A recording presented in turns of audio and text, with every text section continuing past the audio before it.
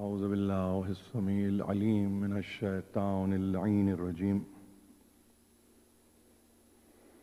بسم الله الرحمن الرحيم. الحمد لله الذي هدانا لهذا وما كنا لنهتدي لولا أن هدانا الله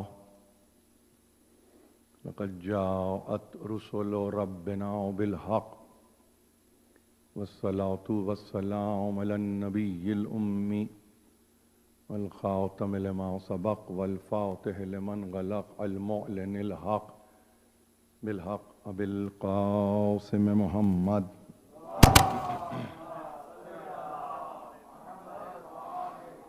وأهل بيته الطيبين الطاهرين المعصومين المظلومين الذين أذهب الله عنهم الرجس وطهرهم تطهيرا.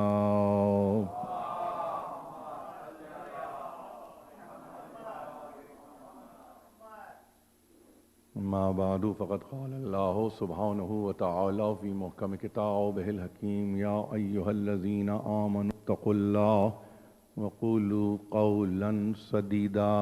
صلوات.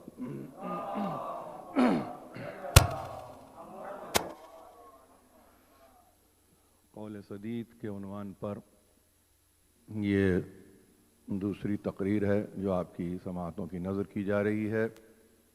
مجلس اپنے وقت سے پہلے شروع ہو گئی اور یعنی میں اپنی تقریر کے تعلق سے عرض کر رہا ہوں. ویسے تو ظاہر ہے کہ آپ نے اس کا آغاز مناسب وقت پر ہی کیا ہوگا. ان احباب کے تعلق سے کہ ظاہر ہے کہ جو وقت کو انتہائی قریب رکھتے ہوئے آتے ہیں تو میں یہ سمجھتا ہوں کہ کم سے کم ایک درس ہمیں آج کی تقریر سے مل رہا ہے اور آغاز ہی میں مل رہا ہے کہ مجلس ایک کل کا نام ہے، جز کا نام نہیں ہوتا. یعنی اگر پہلے سے سب کے سب موجود ہوں تو اس میں کوئی مذائقہ نہیں ہے کہ ذاکر تھوڑا پہلے بیٹھ گیا. لیکن چونکہ کچھ آنے والے اپنے وقت پر آتے ہیں فقط یہ دیکھ کر کہ ذاکر کب بیٹھے گا اس حساب سے ہم پہنچیں تو اس کے لیے آج وہ سمجھیے کہ وہ ایک طرح کا لوزر ہے. اور میں اس لیے نہیں کہہ رہا ہوں کسی وجہ سے، بلکہ یہ اس میں بھی ایک سبق ہے، ایک لرننگ لیسن ہے. اور خاص طور پہ ان بچوں کے لیے کہ جو آج یہ سمجھیں کم از کم اس پورے ایپیسوڈ سے، اس پورے واقعے سے کہ جیسے حدیث قصہ ہے، جیسے اس کے بعد سوز ہے، جیسے اس کے بعد سلام ہے، جیسے اس کے بعد مرثیہ ہے، اور اس کے بعد کبھی کبھی آپ نے دیکھا ہوگا مرثیہ کے بعد بھی روایت جو تازہ بتازہ خاص طور پر یوں سمجھیے کہ ہندوستان سے زیادہ پاکستان میں یعنی واقع ہونے والی روایت یا اس اعتبار سے ساخت و پرداخت جس روایت کی پاکستان میں ہوئی وہ یہ ہوئی کہ لہن میں مرثیے کے بعد تحت میں پھر سلام پڑھا گیا. یہ بہرحال یہاں پہ کوئی بیٹھے ہیں اگر کراچی کے یا خاص طور پہ پاکستان کے سننے والے اور عزادار تو وہ میری بات کو انڈورس کریں گے. اور اس کی بھی ایک تاریخ ہے، ایسا نہیں کہ یہ فوراً ہو گیا. میں اگر اس کی تاریخ ذرا سا بتاؤں آپ کو تو پاکستان میں قبلہ گاہی کی مجالس میں سننے والوں کو معلوم ہوگا کہ استاد معشوق علی خاں کی سوزخانی، استاد عظیم المحسن کی سوزخانی، استاد اختر وسیع علی کی سوزخانی، اسی طرح سے آغا مقصود مرزا کی سوزخانی، آفتاب علی کاظمی صاحب کی سوزخانی. یہ بڑے جید سوزخان حضرات ہیں کہ جہاں ان کی، اور اگر کچھ اس میں ایک دو نام رہ گئے ہیں تو خدا مجھے معاف کرے، لیکن یقین جانیے کہ ان سوزخان حضرات کی کامل سوزخانی کے بعد ایک روایت اور پڑی اور وہ روایت تھی تحت میں سلام خانی کی روایت. اور وہ ممبر پہ بیٹھ کے، مسند پہ بیٹھ کے نہیں، ممبر پہ بیٹھ کے ذاکر سے پہلے. تو اس کی قریب ترین مثال اگر دوں، ظاہر ہے کہ اگر میں لیٹ 40s یا ارلی 50s کی مثال دوں گا تو بہت سے لوگ تو شاید اس وقت شعور کے عالم میں نہیں ہوں گے جو اس وقت یہاں بیٹھے. مگر جو کرنٹ مثال اور اس کی لیٹسٹ مثال اگر آپ کو دوں تو وہ سن 63 سے نشتر پارک میں، جس کو پٹیل پارک بھی کہا جاتا ہے، وہاں پر اشرف عباس صاحب کا سلام پڑھنا. یہ بہت دنوں تک سلسلہ رہا، اور ظاہر ہے کہ بہت دنوں سے کیا اسے آگے کی بات ہو، 55 برس انہوں نے سلام خوانی کی مرحوم نے، اور ان کا بڑا کنٹریبیوشن ہے ان کا. تو وہ ایک روایت پڑھی. اچھا وہ روایت باواز بلند صلوات یہ صحیح ہے.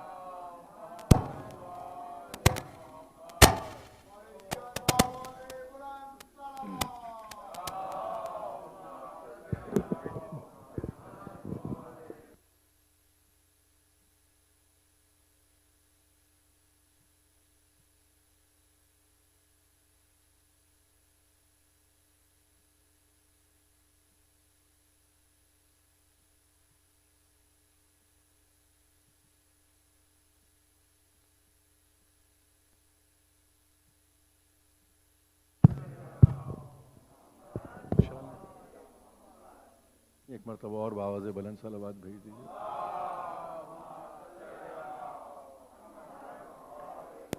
اچھا اب اس میں ایک 5 دقیقے مجھے دے دیجئے.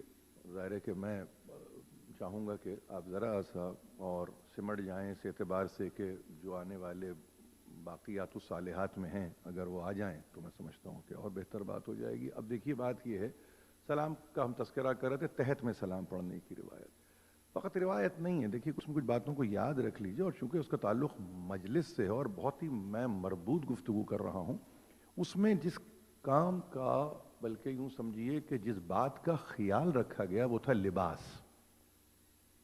یعنی ممبر پہ آنے والے کے لیے ایک لباس، اور لباس لازمی کہ وہ اگر آپ ممبر پہ بیٹھیں گے تو کم از کم اس لباس کے ساتھ آپ کو بیٹھنا ہے. اب یہ کہہ کے میں نہیں کہوں گا جملہ کہ اچھے وقتوں کی بات ہے کہ سلام کا پڑھنے والا بھی شیروانی میں بیٹھتا تھا، یہ میں اس طرح نہیں کہوں گا.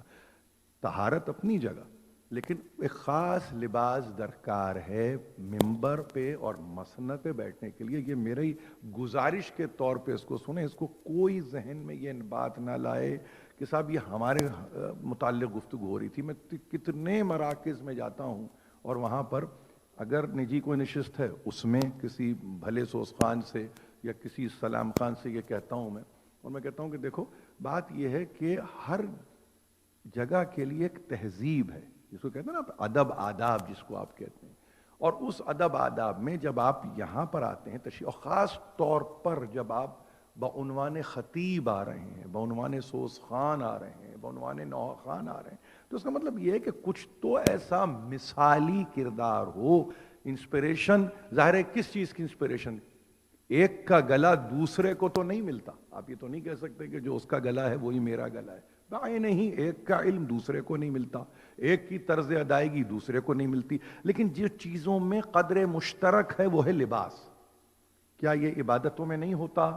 کیا اس کو صرف اور صرف حج میں سمجھیں گے ہم؟ کیا اس کو صرف اور صرف عمرے میں سمجھیں گے ہم؟ نہیں. اس کا مطلب یہ ہوا کہیں اگر کوئی لباس کے تعلق سے کوئی ڈسپلن ہے تو کم از کم اس ڈسپلن کو فالو اوپر سے کر لیجئے کہ بھائی اگر وہاں پہ کوئی ڈسپلن ہے تو یہ بھی تو ایک مرکز عبادت ہے، یہاں بھی کوئی ڈسپلن ہونا چاہیے. بس اس چیز کو ذہن میں رکھیے، اور اس کے بعد آپ دیکھیں گے کہ اس کی بھی ایک برکت ہے، اس میں بھی ایک خیر چھپا ہوا ہے. اور جب وہ خیر چھپا ہوا ہے تو اس کے اثرات کو پھر خود آپ دیکھیں گے کہ ایک لباس کی تبدیلی سے انسان کی شخصیت میں کتنی تبدیلی نمایاں ہوتی ہے. ایک لباس سے آپ کو نہیں معلوم؟ آپ کے گھروں میں یہ بات نہیں کی گئی؟ بچوں سے گفتگو کر رہا ہوں، چست لباس پہنیے، اس کے بعد اپنی طبیعت کو دیکھیے. آپ ذرا سا ڈھیلا ڈھالا لباس پہنیں گے، اس کے بعد خود آپ اپنی طبیعت کو دیکھیں گے. یعنی اس کا مطلب یہ جیسے کہ ایک انسان پر موسمی تغیرات کے اثرات مرتب ہوتے ہیں، ویسے ہی لباس کے اپنے اثرات ہیں جو انسان پر مرتب ہوتے ہیں. اب اگر وہ چست ہو جس کو آپ انگریزی میں ٹائٹ کہیں، یا اگر آپ یہ کہیں ڈھیلا لباس جس کو آپ لوز کہیں، اس کے اپنے اثرات ہیں کہ جو ایک انسان پر وارد ہوتے ہیں. تو تہذیب لباس میرا موضوع نہیں ہے، میں قول سدید پر گفتگو کر رہا ہوں. مگر یہ جو 5 دقیقے مجھے ملے، یوں سمجھیے کہ ذرا سی وقت میں تھوڑی سی ہم نے سبقت کی ہے، تو میں نے چاہا کہ تھوڑا سا ایک انداز سے ہمارے سننے والے خاص طور پہ بزرگ جن کے یوں سمجھیے کہ اب بھی بچے زیر اثر ہیں ود اے کوشچن مارک. تو اب اگر وہ کہہ سکیں انہیں, سمجھا سکیں انہیں, بتلا سکیں انہیں, تو ضرور بتلائیں. اب تو میں لباس کی بات کر رہا ہوں. اب لباس میں رنگ کی گفتگو اگر ہو جائے تو اس میں کوئی زیادہ پھیرانی اور پریشانی کی ضرورت نہیں ہے. یہی کہا جاتا رہا گھرانوں میں کہ شوخ رنگ نہ پہنو, یہ ایام ازاں ہیں, یہ غم کے دن ہیں, تاریخ کا خیال کرو, ذرا وقت کا خیال کرو, مجلس و ماحول کا خیال کرو. تو اس کا مطلب یہ ہوا کہ آپ کی یہ تہذیب ہے. میں چاہتا یہ ہوں کہ یہ تہذیب آپ کی نوٹس میں آئے. کہاں؟ ویسٹ میں. یعنی کسی جگہ سے آپ نکلیں اور یک زبان ہونا ہی نہیں بلکہ یک لباس بھی نکل رہے ہوں, تو کم از کم سامنے والے کی ایک تجسس میں, کیوریوسٹی میں, نفسیاتی طور پر ایک اضافہ ہے, ہوتا ہے. اور وہ یہ کہتا ہے اچھا ایک نکلا, دوسرا نکلا, تیسرا باہر آیا, اور یہ تو سب ایک سیاہ رنگ, سیاہ رنگ, سیاہ رنگ. تو کیا کیا سیاہ رنگ نے؟ سیاہ رنگ نے اس کے ذہن میں کچھ سوالات کو بیدار کیا. وہ سوال بیدار ہوا, وہ آپ کے قریب آیا. آپ کے قریب آیا, اس نے آپ کے مقصد کو پوچھا. اس مقصد کو پوچھ کے اس نے اس کی افادیت کو جاننے کی کوشش کی. اس افادیت کو جاننے کے بعد اس نے آپ سے ذرا سی وضاحت طلب کی. اس وضاحت کے نتیجے میں اس نے آپ سے خود یوں سمجھیے انویٹیشن کو لے لیا. اس انویٹیشن کو لینے کے بعد آپ نے اس پہ دروازہ کھول دیا. اب جب وہ داخل ہوا تو داخل دربار عام نہیں ہوا, داخل دربار خاص ہوا جو منسوب ہے محمد و آل محمد سے.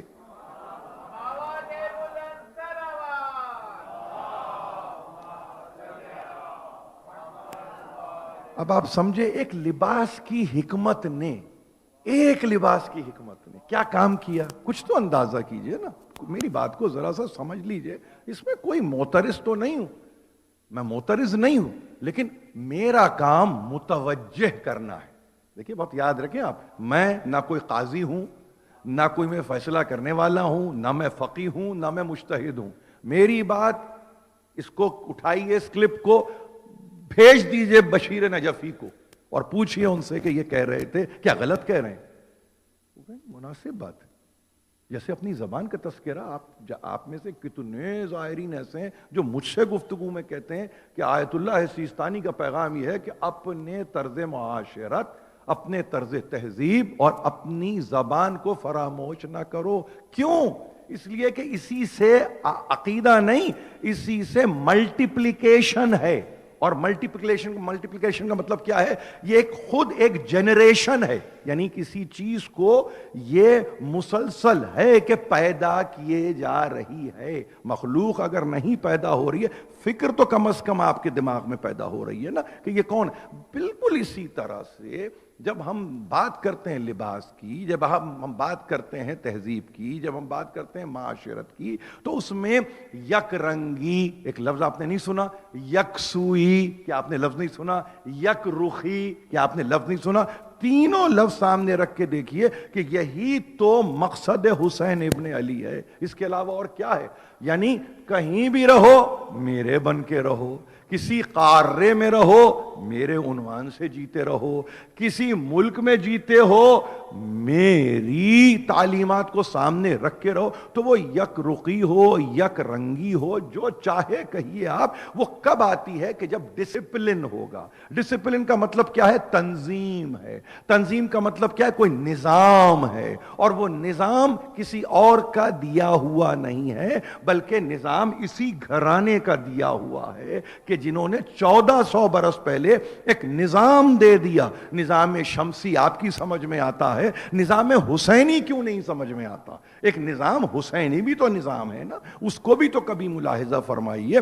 آپ نے کہا یہ مجلس ہے, وہ نظام مہیا کرتا ہے, ایک تنظیم کی صورت ہے مجلس, نظم و نسق ہے مجلس میں, ڈسپلنڈ ہمارے پاس عبادت ہے. حالانکہ اس کی رکعتیں نہیں ہیں, इसमें कोई क़ियाम नहीं है, इसमें कोई रुकू नहीं है, इसमें कोई सुजूद नहीं है, इसमें कोई मुसब्बहात का तस्करा नहीं है. आप आते हैं फर्श पर एक खास अंदाज से बैठ जाते हैं. अब आपने कहा यह खुद एक निजाम हो गया, एक रुख आप एक सिमत की तरफ अपने आप रुख हयात को फेरते हैं. वो जाकिर का रुख नहीं है, वो आले मोहम्मद का रुख है जिसकी तरफ आप अपनी सिमत को फेर लेते हैं. ये जिंदगी हमारी है, जिंदगी में हम गुजार रहे हैं अपने जो भी हमारे पास अब रह गया है वक्त, लेकिन पैगाम को आम हो जाना चाहिए.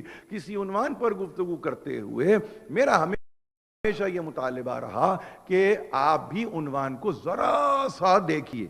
लफ्ज़ चेक करने से ज्यादा देखना मुनासिब है. देखिए, आपके पेश नजर जो तफसीर हो, आपके पेश नजर जो तर्जुमा हो, आपके पेश नजर जिस किस्म का ट्रांसलेशन हो, कम से कम सामने रखिए और देखिए कि ये लफ्ज ठीक है. कौल तो समझ में आया, हालांकि कौल बहुत मुश्किल लफ्ज है, बहुत मुश्किल लफ्ज है. यानी लफ्ज कौल को अगर लुगत में जाके आप देखें तो 100 मानी है लफ्ज कौल के.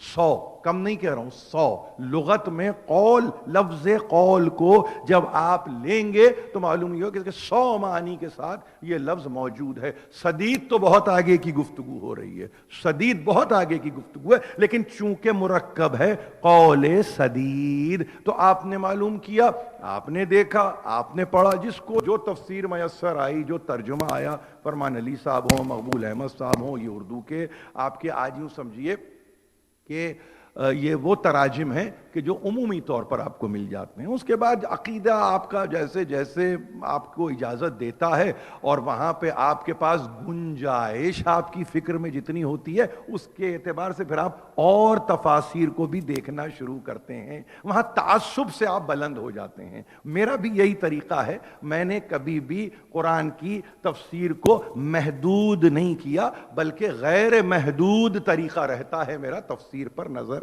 डालने का. उस गैर महदूद में उम्महातुत तफासीर पर भी नजर रखता हूं, ताकि यह समझ में आ जाए कि हम तो ये कहते हैं, हमारा तो प्रिंसिपल ये है, लेकिन वो जिसको हम अपना गैर कहते हैं वो किस सतह इल्म पर है, उसका सतह जहन क्या है, ताकि इससे खुलती हैं चीजें, राहें खुलती हैं. फिर मेरी कल की तकरीर अगर आपको याद है, अगर तो ये आपकी सूरत या ये समझिए कि आपकी कैफियत रहे तफसीर के मुताले में, तो फिर आप कहते हैं कि हाँ, फिक्र व नजर के नतीजे में एक इत्तिहाद वाक़े हो सकता है. मैंने कहा हमेशा इत्तिहाद के तौर पर याद रखें, जब तक वो इल्मी नहीं होगा उसमें किसी सूरत इम्कान इत्तिहाद नहीं है. यानी इल्मी सतह पर जाके अगर कहीं आप मिल रहे हैं तो वहां आप कहेंगे इत्तिहाद मुमकिन है, लेकिन जज्बे की सतह पे जो सयाल रहता है, जो फ्लक्चुएटिंग रहता है,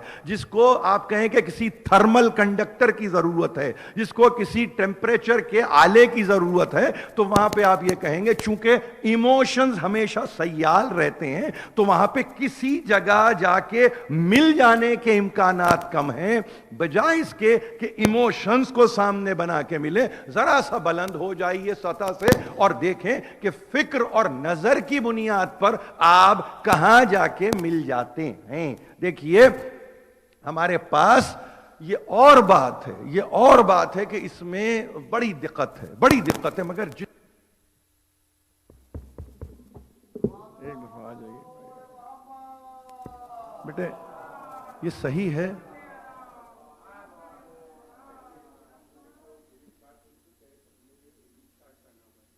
कर लीजिए, बनाए मेहरबानी कर लीजिए सर.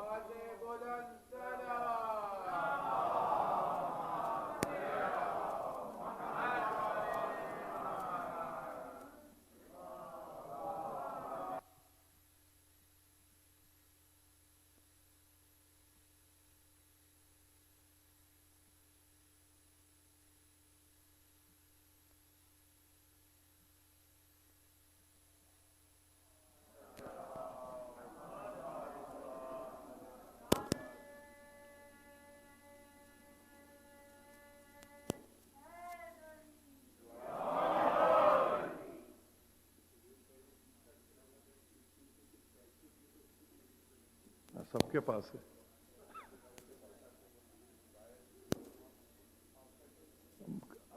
मेरा ख्याल है कि पावर ऑफ करके देख लीजिए, एक اور بھی جی اچھا میں مسلسل اب دیکھیے آواز جاتی ہے اور پھر آتی ہے، مجھے نہیں پتا. جس حد تک ممکن ہو سکے پاور آف کر کے دیکھ لیجیے، میں گزارش ہی کر سکتا ہوں. ایک مرتبہ بآواز بلند صلوات بھیجیے.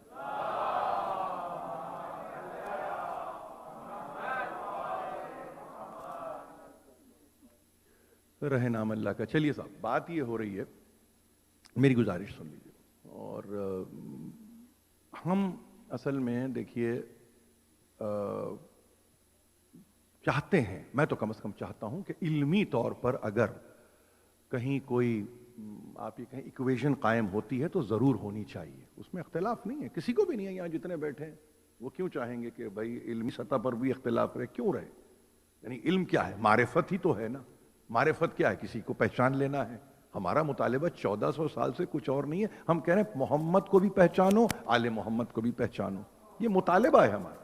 ہم اور کچھ ہمیں نہ پہچانو. ہم یہ نہیں کہہ رہے ہیں کہ مجھے پہچانو، میری شناخت، میری معرفت. نہیں، ہم کیا، ہماری بساط کیا، ہم تو حقیقت اولا کی گفتگو کرتے ہیں. یا اس کو پہچانو یا عقل کامل کی گفتگو کرتے ہیں کہ ان کو پہچانو. اگر یہ چیزیں سامنے ہیں تو ہمارے پاس اتحاد ہی اتحاد ہے. اچھا لطف یہ دیکھیے، ہمارے پاس لطف کی ایک منزل آپ کو یعنی ہم اس میں کسی ایگریمنٹ میں بھی ہم کو نہیں جانا ہے کہ اتحاد ایسے ہوگا کہ تم ان لوگوں کا نام نہ لینا. بھائی ہم لیتے ہی نہیں. آپ کو یہ ایگریمنٹ کا کلوز بھی رکھنے کی ضرورت نہیں ہے. آپ سمجھ رہے ہیں؟ اگر آپ اس سطح آپ آ جائیے صرف اپنے کلوز کے ساتھ. دو ہونے چاہیے. پہلی چیز یہ کہ ہم کما حقہ جاننے کی کوشش کریں گے.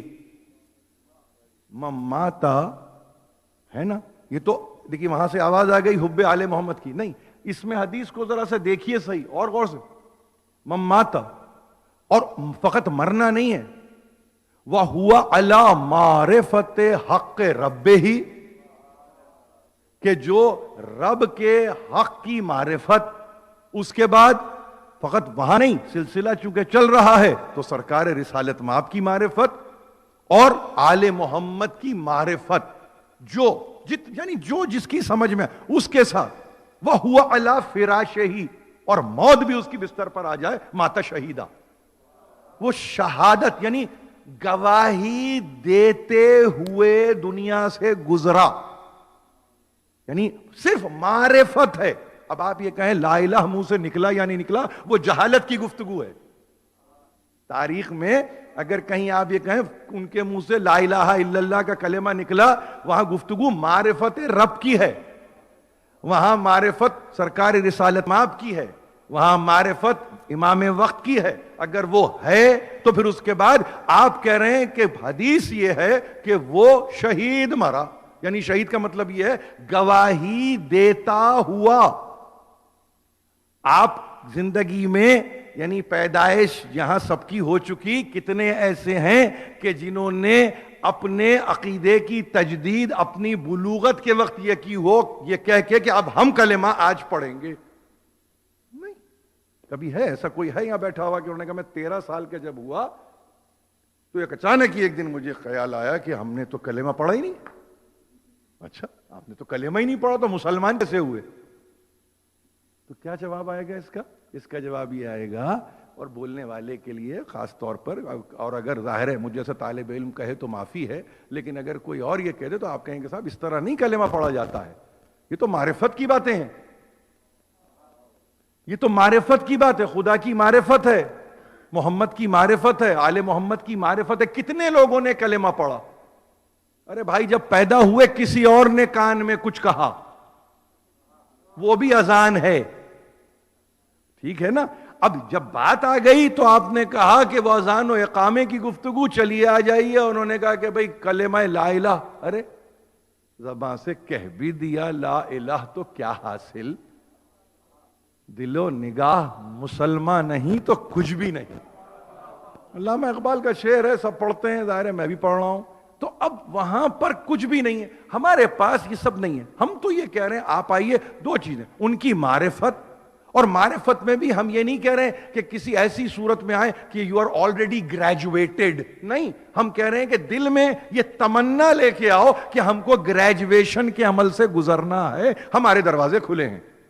دوسری چیز یہ آپ ہی کلوز ڈال کے لائیے کہ ان کا تذکرہ نہیں ہوگا، ہماری طرف سے یہ کمٹمنٹ نہیں ہے، اس لیے کہ ہم اس قابل بھی نہیں سمجھتے ہیں،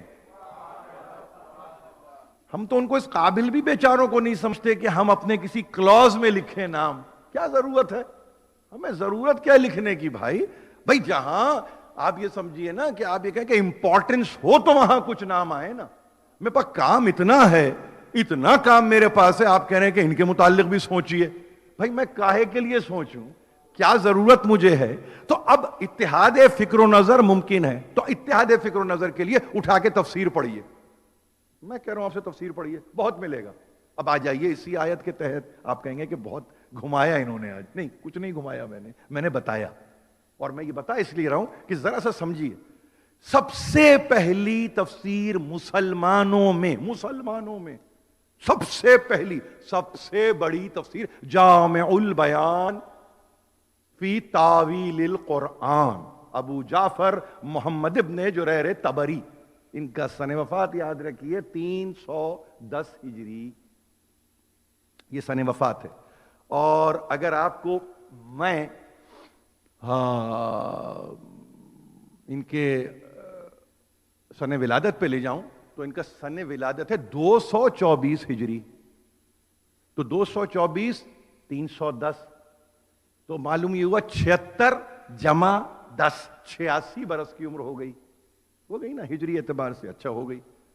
اب ظاہر ہے کہ سفر ہے ایران سے اور وایا مختلف ممالک بغداد میں آ کے، ظاہر ہے کہ ان کی زندگی کی انتہا ہے۔ گزارش میری یہ ہے، سب سے بڑی تفسیر، جب آپ امہات التفاسیر کا تذکرہ سنتے ہیں نا، پہلی تفسیر نکلے گی، یہ کلک کریں گے نا، پہلی تفسیر، اس پہلی تفسیر میں آپ جائیے ذرا اس آیت کو ٹٹولیے، اور ٹٹولیے اس لیے میں کہہ رہا ہوں ٹٹولنا بہت ضروری ہے۔ آیت کیا ہے؟ یا ایھا الذین آمنوا اتقوا اللہ وقولوا قولا سدیدا، اے ایمان والو تقوی اختیار کرو اور دیکھو قول سدید ہو جو تم بیان کرو۔ میں نے کوئی لفظ سوائے اس کے کہ یہ زبان اردو ہے، ورنہ سب ان کے لفظ رکھ دیے میں نے۔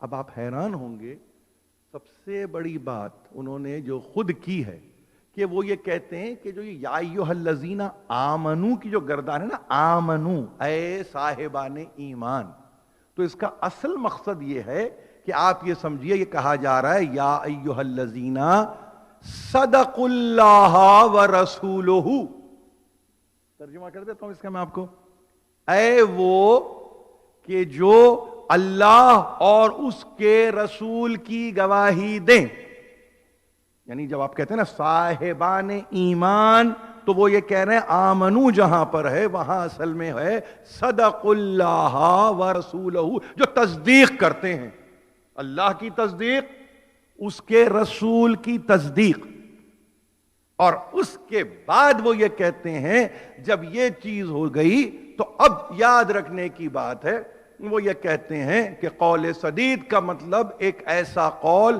جس میں قصد ہو، جس میں ارادہ ہو، اور ایسا ارادہ ہو جو ارادہ کامل ہو، کسی یعنی منزل کو پا لینے کا ارادہ، منزل تک پہنچ جانے کا ارادہ، یہ ان کی اپنی تفسیر ہے، اس میں انہوں نے یہ بیان کر دیا، ٹھیک ہے۔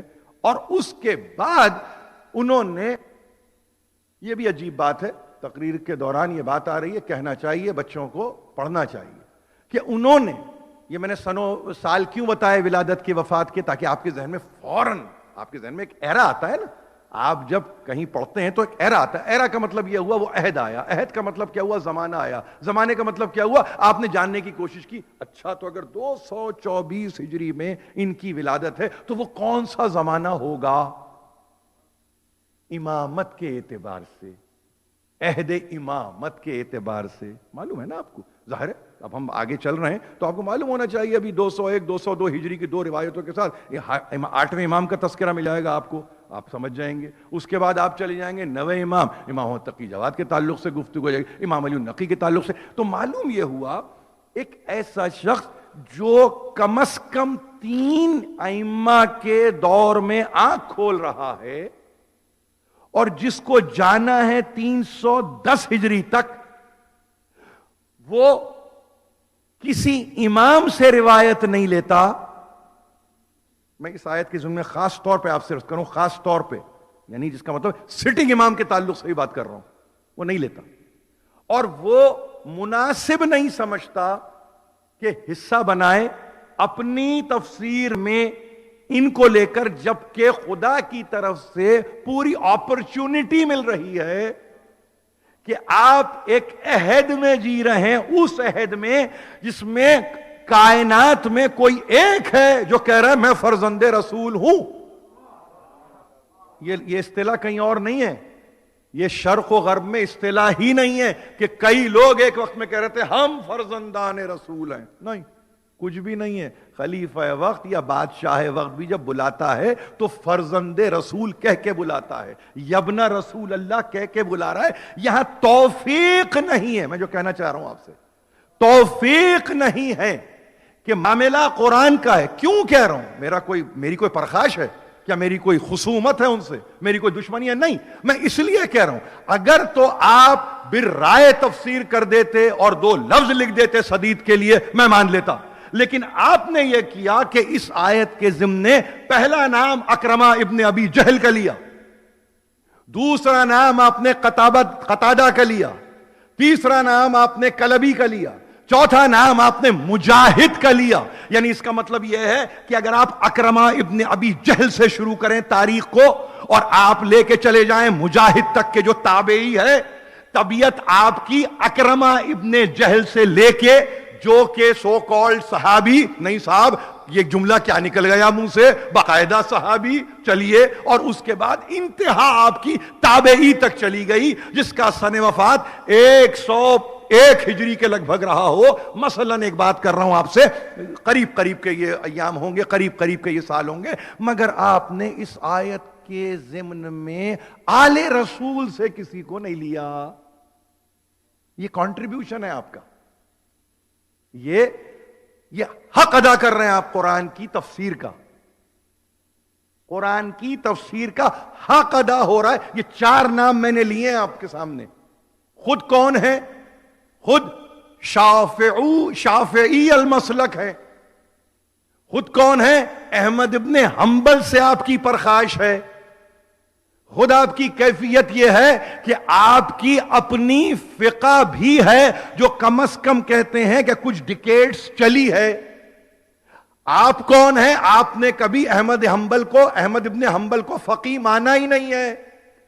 آپ کی تو یہ کیفیت ہے تاریخی.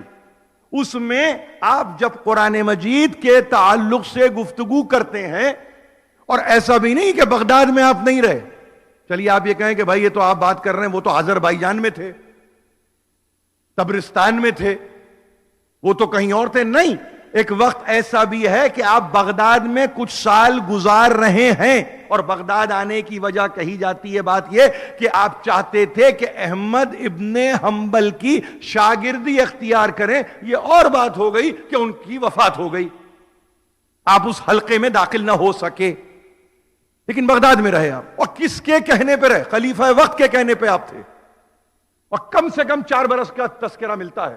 ٹھیک ہے کہ عمر 20 برس کی ہو, ٹھیک ہے کہ عمر 21 برس کی ہو, مگر رہے نا. یہ کس کے تعلق سے گفتگو کر رہا ہوں؟ جو 7 سال کی عمر میں نہیں 5 برس کی عمر میں حافظ قرآن ہو چکا ہے.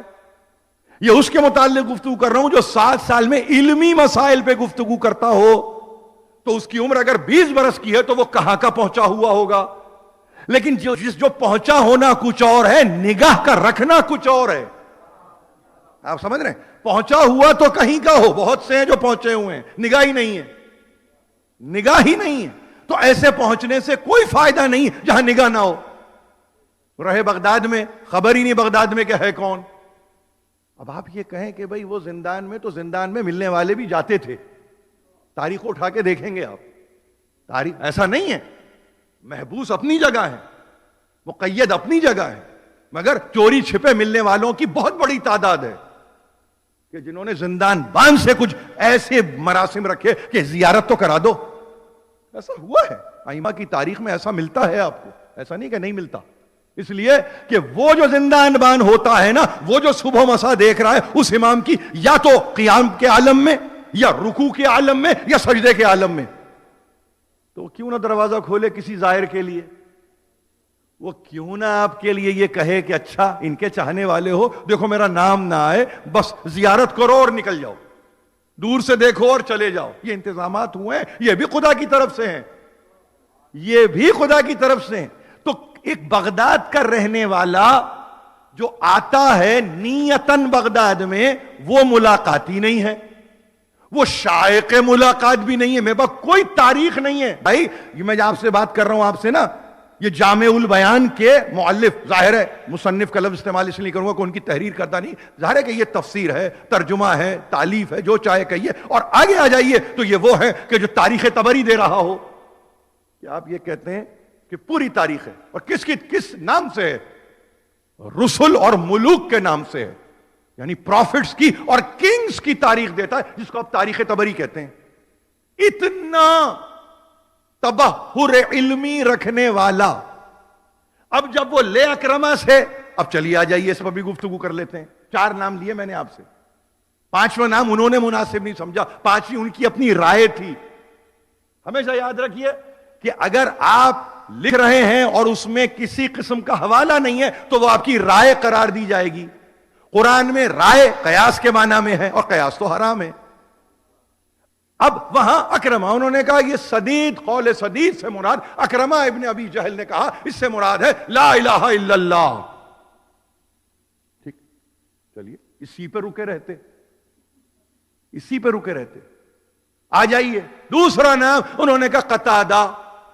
انہوں نے کہا قتادہ کے آگے جب لکھا انہوں نے قول سدید, اس سے مراد عدلا, اس سے مراد عدل ہے.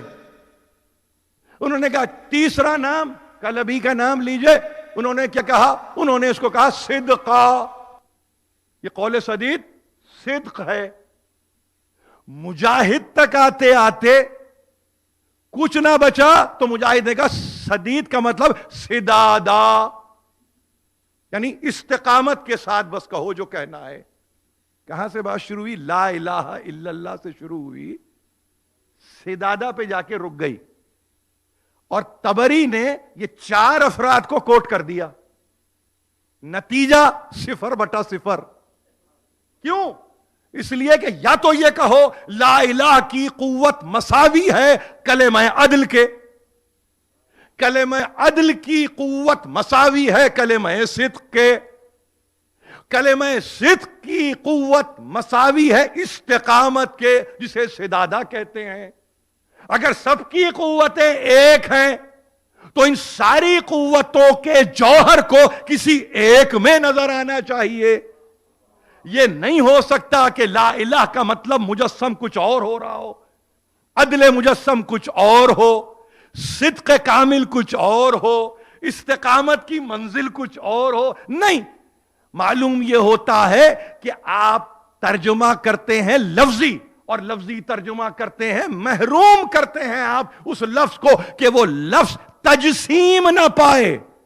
اس لیے کہ اگر لفظ مجسم ہونے لگے گا تو نہ رسول کے کوئی دائیں نظر آئے گا نہ کوئی بائیں نظر آئے گا, نفس رسول نظر آئے گا, سوا اس کے کوئی اور نہیں.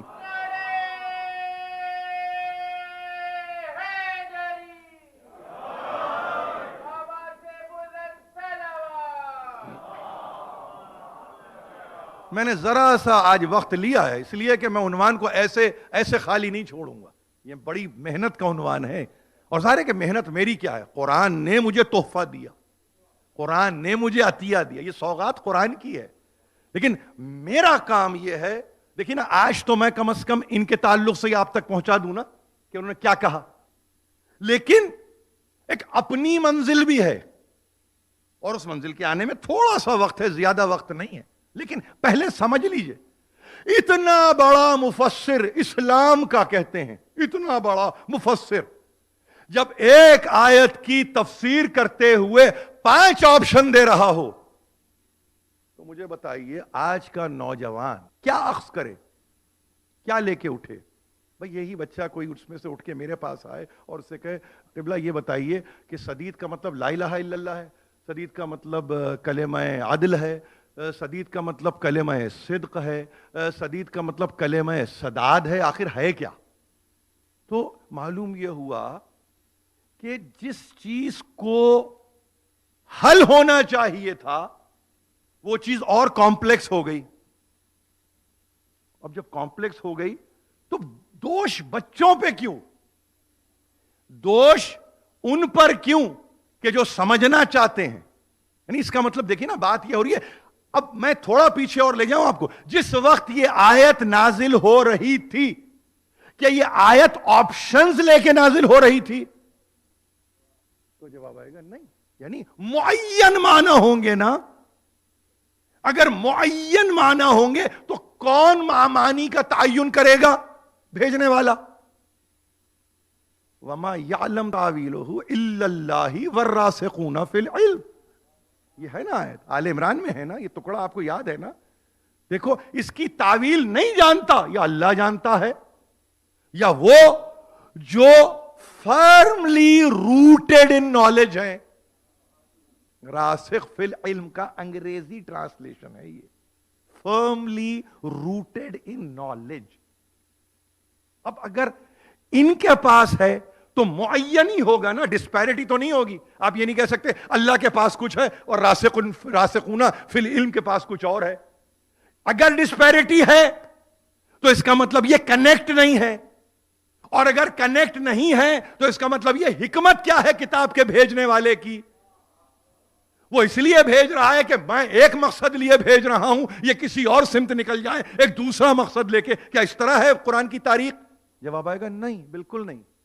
اسی لیے ہمارے پاس اسی لیے کہتے ہیں, ہم کہتے ہیں کہ یہ کوئی معنی اپنے پاس سے معین نہیں کرتے, بلکہ ان کی نگاہ امر الہی پہ ہے, ان کی نگاہ مشیت الہی پر ہے, ان کی نگاہ اس تعویل پر ہے. وَمَا يَعْلَمْ تَعْوِيلَهُ إِلَّا اللَّهُ. کوئی نہیں جانتا اس کی تعویل سوا اللہ کے. وَالرَّاسِخُونَ فِي الْعِلْمِ. تو اس کا مطلب اتحاد ہے. اگر اتحاد ان دو میں ہے, اعتبار یعنی کتاب جہاں سے آ رہی ہے, جہاں پہنچ رہی ہے, اگر یہ اتحاد یہاں پہ ہے تو اس اتحاد ہی کو تو امت میں منتقل ہونا ہے نا.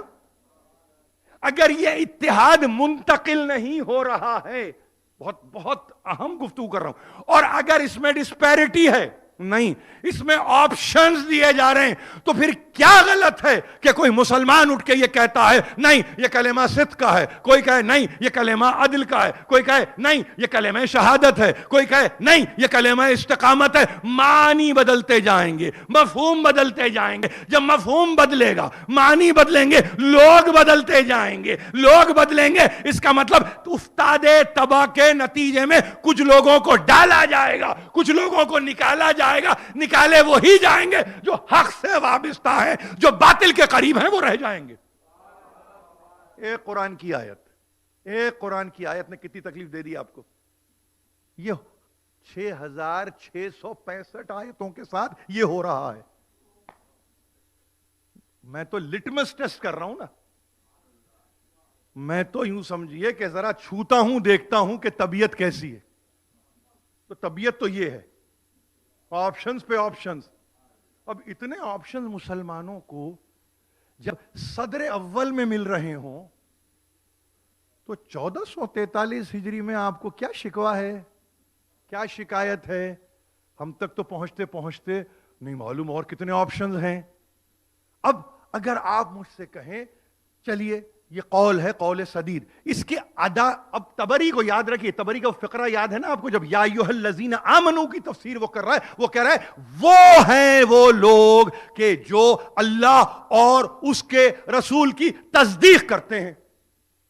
میں نہیں جانا چاہتا اس ڈیبیٹ میں کس نے کہاں کلمہ شہادت پڑھا, مگر ایک ڈیبیٹ تو میں آپ کو لے جاؤں گا.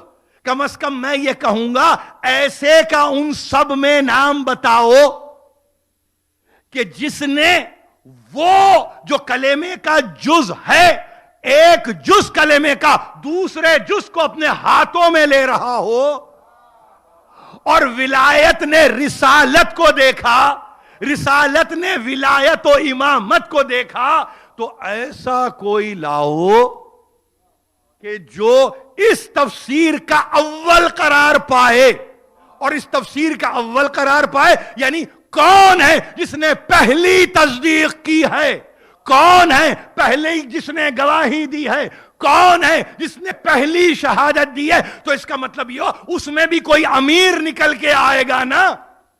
اگر اس میں کوئی امیر نکل کے آئے گا تو باقی سب ثانوی لائن میں لگیں گے، سب۔ یا ایھا الذین آمنوا کی تفسیر یہ ہے، کون؟ جو تصدیق کی جنہوں نے اللہ اور اس کے رسول پر، جمع الجمع صحیح، لیکن اگر اکیلا علی ہے، اکیلا علی ہے، فرد واحد علی ہے، پوری قوم ہے، ضرورت نہیں ہے علی کو پیچھے لاؤ لشکر لانے کی، یہ علی کی طبیعت بھی تو نہیں ہے، یہ مزاج علی نہیں ہے، کبھی لاؤ لشکر ترتیب دے کے نہیں گئے ہیں۔ پیچھے سے اگر حکم آ گیا کہ یہ پیچھے ہیں تمہارے تو ٹھیک ہے، مگر علی کو نہیں ہے کہ میرے دائیں طرف تم رہنا، میرے بائیں طرف تم رہنا۔ رہے جس کے دائیں بائیں جبریل اور میکائیل رہتے ہوں، جس کے یمین و یسار پہ یہ ملائکہ مقربین رہتے ہوں، وہ ان مصابہین کے ساتھ، ان مصاحبین کے ساتھ چلے گا۔ کیا خیال ہے آپ کا؟ کیا خیال ہے آپ کا؟ ارے یہ وہ ہے کہ تلوار نکالتا نہیں ہے تو سلامی جبریل کی ملتی ہے، یہ وہ ہے کہ ابھی اس نے نیام سے کھینچا ذوالفقار کو نہیں ہے مگر میکائیل سلام کرتے ہیں۔ اس کی تفسیر بھی موجود ہے، تعویل بھی موجود ہے، اور کہنے والا بھی کہہ رہا ہے زور کی ہوا چلی تھی علی، مجھے معلوم ہے، مگر تم کو معلوم ہے یہ علی یہ کیا تھا؟ سرکار آپ ہی بتائیں۔ دیکھیے عجیب بات ہے، یہ بھی تہذیب علی ہے، یہ بھی تہذیب علی ہے کہ میں دل میں رکھوں گا تو دنیا تک بات کیسے پہنچے گی؟ یا رسول اللہ آپ بتائیے۔ یہ علی کی تہذیب ہے، یہ علی کے فضائل بزبان سرکار رسالت مآب۔ کتنی دفعہ ایسا آپ کی زندگی میں ہوا، مطالعے میں آپ کے ہوا کہ علی سے پوچھا کہ علی تم بتاؤ، کہا نہیں سرکار آپ بتائیے۔ تو یہ آپ بتائیے کمزوری کی دلیل نہیں ہے، یہ آپ بتائیے کم علمی کی دلیل نہیں ہے، یہ اعلان کیجئے آپ کہ آپ کیا کہنا چاہتے ہیں تاکہ قیامت تک کے لیے دنیا جانے کہ فضائل علی کیا ہے۔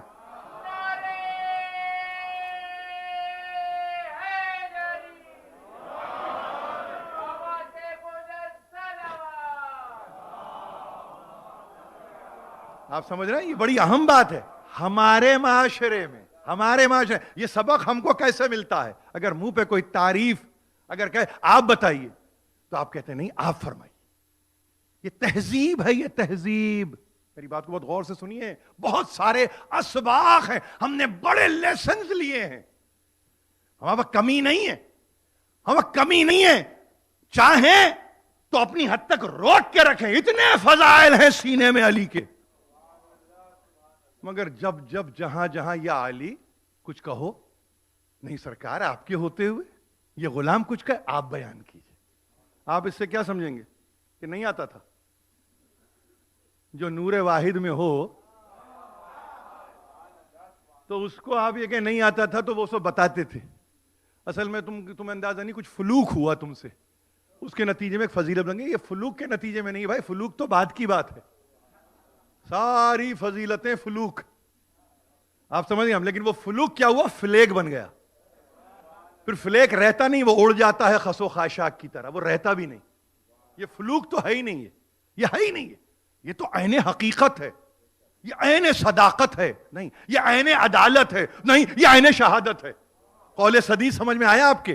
جتنے لفظ استعمال کیے خدا کی قسم، تبری نے یہ کہہ کے کہ اکرمہ نے یہ کہا یہ کہہ کے کہ قتادہ نے یہ کہا، یہ کہہ کے کہ کلبی نے یہ کہا، یہ کہہ کے کہ مجاہد نے یہ کہا، مجسم کر دوں ان ساری صفات کو، تو خدا قدوس و لم یزل و لا یزال کی قسم کھا کے کہتا ہوں دوسرا نظر نہیں آتا سوا علی ابن ابی طالب کے۔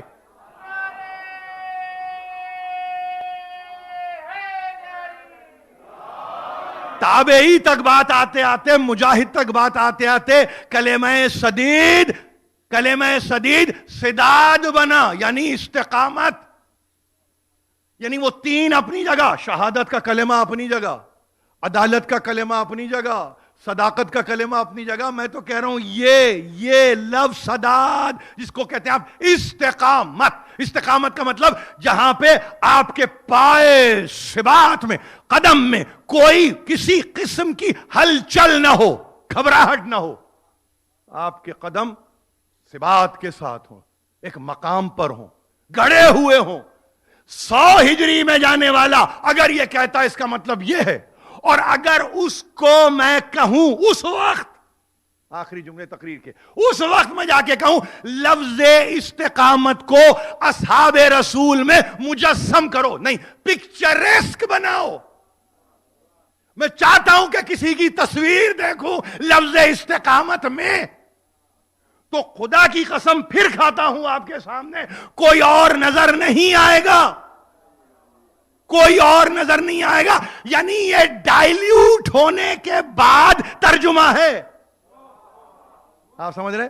سدید ڈائلیوٹ ہوا تو استقامت پہ ٹھہرا۔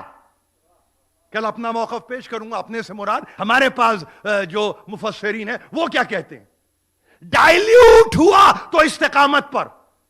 اس لیے کہ اگر کوئی کہے کہ کلمہ لا الہ الا اللہ ہے تو سمجھ میں نہ آئے، انہوں نے کہا کیا اس سے مراد ہم سب ہیں کیا؟ کیونکہ ہم سبھی لا الہ الا اللہ کی منزل پہ ہیں، تو یہ مطلب ہر ایک کا قول سدید ہے۔ یا پھر آگے کہیے کہ بھائی ہاں یہ کوئی کہہ رہا ہے کہ عدل کا کلمہ ہے، تو ظاہر عدل کا ہم بھی عدل کرتے ہیں اپنی زندگی میں، انہوں نے کہا کلمہ صدق ہے، ہم بھی سچ بولتے ہیں۔ یہ نہیں تھا صدر اول میں، یہ نہیں ہے۔ صدر اول میں معاملہ کچھ اور ہے، صدر اول میں گھبراہٹ زیادہ ہے کہ علی کے فضائل کہیں معلوم نہ ہو جائیں، تو صفتوں کو رکھ کے بتاتے تھے، کیونکہ جسم پہ سر بھی بڑا عزیز ہوتا ہے لوگوں کے، وہ نہیں چاہتے کہ مارے جائیں اس طرح سے، ورنہ یہ جو تبری ہے نا، گھر پہ پتھراؤ ہوتا تھا ان کے۔ کسی کو پتا چل گیا کہ فضائل امیر المومنین سے کچھ دلچسپی ہے، پتھر مارنے لگے لوگ۔ یہ ہوا ہے، تاریخ پڑھیں گے آپ جا کے، ذرا سی، یعنی دل میں حب علی کو رکھا تو پتھر۔ آپ کہہ رہے ہیں کہ یہ پتھر مار رہے ہیں، ان کو نہیں معلوم بھائی یہی تاریخ ہے، جو مخالف علی ہے اس پہ پتھر۔ دل سے رہو محب علی، اگر دل سے ہو تو گھبرانے کی ضرورت نہیں ہے، گھبرانے کی ضرورت نہیں ہے۔ وہاں پہ لفظ استقامت کو ڈائلیوٹ کیا اور اس کے بعد کہنے لگے کہ یہ 4 لفظ رکھ دیے، میں نہیں سمجھتا کہ اس سے کوئی حاصل ہوا، کچھ نہیں ہوا۔ آپ رکھتے نا نام کہ قول سدید کا ادا کرنے والا کون ہے، مجسم تو کر کے دکھائیے مجھے، تاکہ میں سمجھوں کہ اس سے مراد یہ ہے۔ بھائی جب لفظ طہارت آپ استعمال کرتے ہیں قرآن میں تو کچھ ہستیوں کو سامنے رکھتے ہیں نا، تبھی تو آپ بات کرتے ہیں۔ راکے اگر آپ کہتے ہیں قرآن میں تو راکے کو سامنے رکھتے ہیں نا۔ قائم جب آپ کہتے ہیں کسی کو سامنے رکھتے ہیں نا۔ صائم جب آپ کہتے ہیں کسی کو سامنے رکھتے ہیں نا۔ روزے تو سب رکھتے ہیں، مگر یہ کیسے ہوئے؟ انہوں نے کہا یہ زندگی بھر کے شب بیدار، زندگی بھر کے روزہ دار، یہ زندگیاں ہیں۔ اب تمہارے پاس اگر نظر نہیں آتی تو اس لیے نظر نہیں آتی، تم اول سے وابستہ ہوتے نا تو تمہیں سمجھ میں آتا۔ تم تو کہیں درمیان سے قافلے میں آئے، جو درمیان میں قافلے سے آتا ہے نا اس کے لیے سمجھنا اور سمجھانا بہت مشکل ہو جاتا ہے، وہاں پہ ایجوکیٹ کرنا پڑتا ہے، اور جس کو ایجوکیٹ کرنا پڑتا ہے ظاہر ہے کہ وہاں پہ ابہام بھی ہے، وہاں پہ کچھ پریشانیاں بھی ہوتی ہیں، وہاں پہ کچھ حیرانیاں بھی ہوتی ہیں، کیا سمجھ بھی سکا کہ نہیں سمجھ سکا، یہ حیرانی ہوتی ہے۔ لیکن جس کے گھر کے آنگن سے اسلام کا پودا پھوٹتا ہو وہ ختیجہ کا گھر ہے، یاد رکھیں آپ، وہ ختیجہ کا گھر ہے، کوئی اور نہیں ہے۔ امیر المومنین اپنے خطبے میں یہی تو کہتے ہیں، اس وقت کا اسلام ہے جب 3 کے علاوہ چوتھا کوئی نہیں تھا، رسول، ختیجہ یا تیسرا میں، یہ ہیں امیر المومنین۔ یعنی جہاں پہ آپ کہیں تخم جہاں بویا گیا ہو، بویا، وہ صحن جہاں سے یہ پروان چڑھا ہے شجر، اور اس شجر نے کائنات کو ایک سایہ دے دیا، یعنی سائبان بن گیا۔ اب آسمان نہیں ہے، یہ سائبان ہے، اور یہ سائبان کس کا عطا کردہ ہے؟ ختیجہ کا گھر ہے۔ یاد رہے گا آپ کو، ختیجہ کا گھر ہے، وہ گھر ختیجہ کا، جس کی بیٹی فاطمہ زہرا، جس کی بیٹی زینب کبریٰ، جو دے سب کو صاحبان، اور زینب ہی کے سر پہ ایک چادر نہ ہو۔ آپ سمجھ رہے ہیں میری بات؟ ختیجہ جس نے صاحبان دیا، وہاں نواسی سر پہ چادر نہیں ہے، اور وہ نواسی فلک کجمدار کو دیکھے اور آسمان کو دیکھے، کیا کہتی ہوگی آسمان کو دیکھ کے؟ تو نے ہم پہ رحم نہیں کیا، تو نے ہم پہ رحم نہیں کیا۔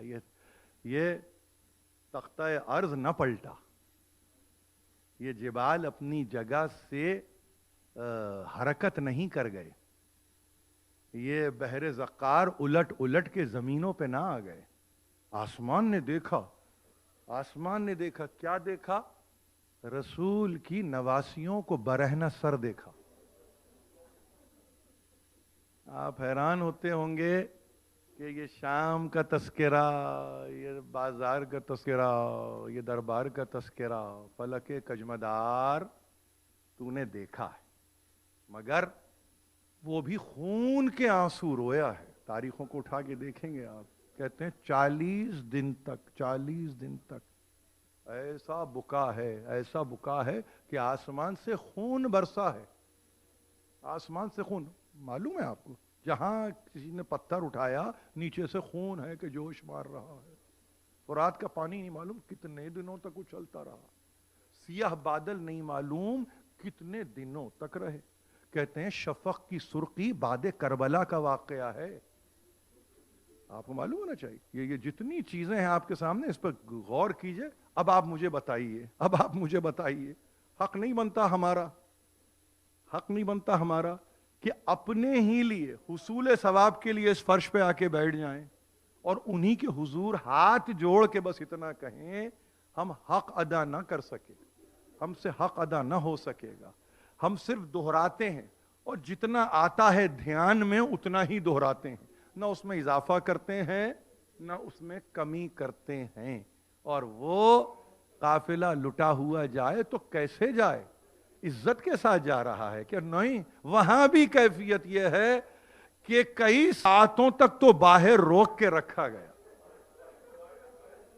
کئی ساعتوں تک باہر روک کے رکھا گیا، اور اس کے بعد جب ایک مرتبہ حکم حاکم مرگ مفاجات والی صورت پیدا ہوئی تو میرے چوتھے امام یہ فرماتے ہیں اتونا بہبال فربقونا مثل اغنامی، رسیاں لائی گئیں اور رسیوں میں ایسے باندھا گیا جیسے کہ اغنام کو باندھتے ہیں، جانوروں کو جیسے باندھا جاتا ہے۔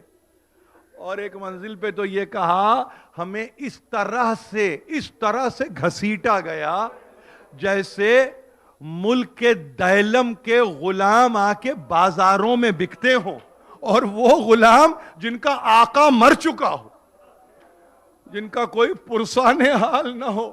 عزیزو اس طرح سے، اور پھر باندھنے کا طریقہ، ہائے سنو طریقہ، عابد بیمار کہتے ہیں وہاں توغ بھی ہے، وہاں زنجیر بھی ہے، وہاں پہ پیروں میں بیڑیاں بھی ہیں، مگر جناب زینب کے تعلق سے کہنے والے کہتے ہیں وہاں ایک مرتبہ کہتے ہیں کہ گلے سے رسی، کسی کے بازو سے رسی، کسی کے کتف سے رسی، کسی کے کلائی سے رسی، اور اس طرح سے رسی کہ اگر میری شہزادی کھڑی ہوتی ہے تو سکینہ ہوا میں معلق ہو جاتی ہے۔ دیکھیے عباس کا مرنا تو حسین کی کمر ٹوٹی ہی ٹوٹی، علی اکبر کا نیزہ کھانا، برچھی کھانا، میری شہزادی کا دل ٹوٹا ہی ٹوٹا، مگر یہ بھی تو دیکھو کہ وہ دوہری ہو کے چل رہی ہے کہ کہیں سکینہ میرے بھائی کی امانت اس طرح سے ضائع نہ ہو جائے۔ دوہری چلتی ہے اور اس طرح سے قافلے کو لے کے دربار میں جاتی ہے کہ نیزہ بردار بھی ہیں، تیر بردار بھی ہیں، خنجر بردار بھی ہیں، تار بردار بھی ہیں، اور کیفیت یہ ہے ہجوم ہے کہ ٹوٹا پڑا ہے، دروازے پہ دروازہ کھل رہا ہے، ہیبت کا عالم ہے، یہاں حیرت کا عالم ہے، وہاں کوئی جلالت دکھا رہا ہے، یہاں کوئی عطا خدا کی عظمت دیکھ رہا ہے۔ ہاں ایک دروازہ، دوسرا دروازہ، تیسرا دروازہ، چوتھا لے کے چلی، یہ کہہ کے ام لیلا نہ گھبراؤ میں زندہ ہوں، ام رباب نہ گھبرانا میں حاضر ہوں، ام فروا ارے میں تمہارے ساتھ ہوں، اور ام کلثوم رسول کی نواسی ہونا، گھبرانا نہیں، سب کو سمیٹ کے چلو۔ اور ادھر میری سکینہ کا یہ عالم ہے، پھوپھی سے لپٹتی ہے، رکتی ہے تو ایسا ہے جیسے کہ کوئی گھرک رہا ہو، کوئی گھور رہا ہو، کوئی نیزے کی انی کو چبو رہا ہو، اس لیے کہ حاکم انتظار کر رہا ہے۔ ساتواں دروازہ کھلا، ایک مرتبہ دیکھا 1400 افراد ہیں، آپ نے کہا یہ 1400 کی حکایت، 700 تو ہیں کرسی نشین، اور ہر کرسی نشین کے پیچھے ایک شخص کھڑا ہوا ہے، اس کا معاون خاص ہے۔ یہ 1400 افراد کے درمیان کھلے سروں کے ساتھ، پھٹے ہوئے لباس کے ساتھ، جلے ہوئے دامن کے ساتھ، بازوؤں میں رسی کے ساتھ، کلائی میں رسیوں کے ساتھ، امام زین العابدین جو مسلسل سے آہن ہیں اس طرح سے داخل ہوتے ہیں۔ ایک مرتبہ علی کی بیٹی کمر پکڑ کے بیٹھ گئی، ایزاد ہندے نے ایک مرتبہ امام چہارم کے نزدیک آگے کہا عابد بیمار اپنی پھوپھی سے کہو چلے، اور اگر نہیں چلتی تو پھر تمہاری پشت پہ دروں کے لیے تیار ہو جائے۔ میرا امام وقت کا امام ہاتھوں کو جوڑ کے پھوپھی اماں کے سامنے آگے بیٹھ گیا۔ پھوپھی اماں اتنی استقامت کا مظاہرہ کیا، ابھی تو قول سدید کو آگے ادا کرنا ہے۔ چلیے پھوپھی اماں کہا بیٹے ضرور چلوں گی، مگر 21 رمضان کو جب دنیا سے بابا جا رہے تھے تو بس اتنا کہا تھا زینب نہ گھبرانا، مجھے پکارنا، میں لے کے چلوں گا۔ آؤ بابا آ جاؤ، زینب کو دربار میں لے کے چلو۔ 2 دقیقے لوں گا، شب 13 ہے، میں بھول نہیں سکتا ہوں۔ کٹے ہوئے سر پہلے سے پہنچے ہوئے تھے، اور کہتے ہیں کہ عباس کا سر ظاہر ہے کہ کون علم بردار لشکر حسینی ہے، عباس کے سر سے لے کے علی اصغر کے سر تک سب ایک طرح سے ایک خط میں رکھے ہیں۔ اب آپ مجھ سے پوچھیں حسین کا سر کہاں ہے؟ زیر تخت یزید رکھا۔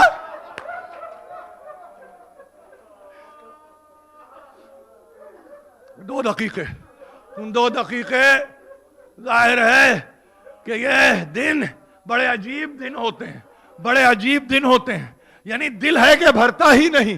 مگر میں کیا کروں بی بی، میں کس طرح سے بیان کروں؟ مگر ہاں بی بی اجازت دیجئے کہ ایک آپ کی بیٹی سکینہ کا معجزہ بیان کر دوں۔ دربار میں پہنچی تو کہتے ہیں کہ جہاں جناب زینب ہیں ان کا خطبہ ہے، ان کا کلام ہے، سب کچھ ہے، اس کلام کو منقطع کسی صورت نہ کیا جاتا بشرط یہ کہہ کے کہ یہ کون ہے بچی؟ کہا یزید یہ سکینہ ہے، حسین کی چہیتی ہے، سینے پہ سونے والی ہے۔ اچھا تو یہی ہے جس کا تذکرہ، یعنی کون سکینہ؟ جس کا تذکرہ اس کے آنے سے پہلے دربار میں آ چکا تھا۔ ایک مرتبہ کہا سکینہ تیرا باپ تجھے بہت چاہتا تھا، کہا بہت چاہتا، کیا کرتا تھا تیرا باپ تیرے لیے؟ ارے جنت کے خوان منگواتے تھے، مجھے رطب دیا کرتے تھے، جنت کے میوے میرے لیے آتے تھے۔ ایک مرتبہ ایک تشت کو نکالا، بچی ذرا سا گھبرائی، سرپوش پڑا ہے، کہا کچھ لے گی، بھوک لگی ہے، پیاس لگی ہے، ظاہر اس کا تو کوئی جواب نہیں ہے۔ اچھا تیرا باپ تجھے دیتا تھا نا، یہ کہہ کے سرپوش کو ایک مرتبہ ہٹایا۔ میری شہزادی نے باپ کے سر کو کٹا ہوا تشت طلا میں دیکھا، مانگ لے اس سے۔ ایک مرتبہ کہا مانگ لے، ایک قدم بڑھایا تھا جناب سکینہ نے ہاتھ کے اشارے سے روک دیا، کہا نہیں، جہاں کھڑی ہے نا وہاں بلا لے اپنے باپ کو بلا لے۔ بے اختیار مڑ کے پھوپھی اماں کی طرف دیکھا اور یہ کہا پھوپھی اماں اس کی یہ مجال، یہ میری محبت کا امتحان لے۔ کچھ نہیں، جلا ہوا دامن، ایک مرتبہ جلا ہوا دامن پھیلا کے بس اتنا کہا بابا یہ میری محبت کا امتحان، آ جاؤ بابا آ جاؤ۔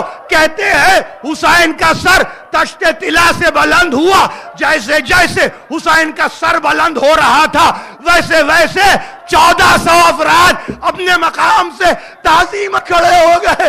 سر حسین سکینہ کی آغوش میں گیا، بس اتنا پوچھا بابا منزل الذی ایتمنی فی صغرسنی، بابا اس چھوٹی سی عمر میں کس نے مجھے یتیم۔